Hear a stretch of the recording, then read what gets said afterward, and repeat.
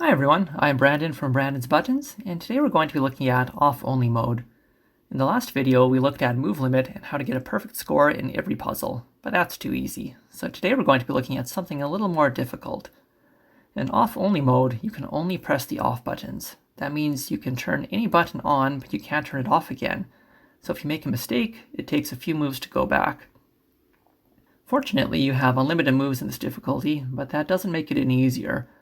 Some puzzles stay the same, but a lot of puzzles require you to press buttons that are already on, which means you have to think a little differently. So let's give it a try.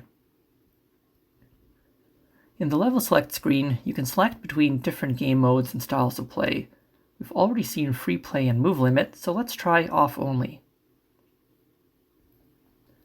This adds another level of difficulty to the puzzles. Even if you already know the solution, you can't always get there directly. As you can see in this puzzle, the solution is obvious, but we can't click the buttons we need, so we need to click different buttons first. Now, there is a technique for undoing a move or selecting a button that is already off, but it involves pressing buttons in a pattern, which costs you moves and impacts your rating. Theoretically, any puzzle can be solved in a number of moves equal to the size of the puzzle or less. Some buttons are already on or off, but will need to be pressed. They will look on or off, but only because their neighbor has already been pressed. Pressing any two buttons next to each other twice will get you back to the exact same position. So if there's one button that we want to turn off but we can't reach it, we can use the same technique to turn it on.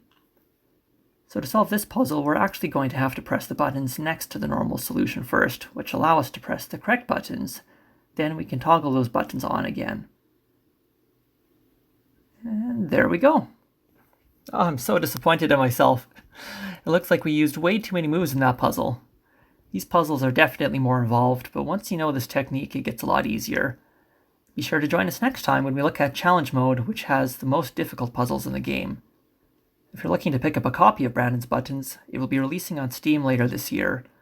You can also follow us on Twitter at massive_CA or visit us online at massivecorp.ca.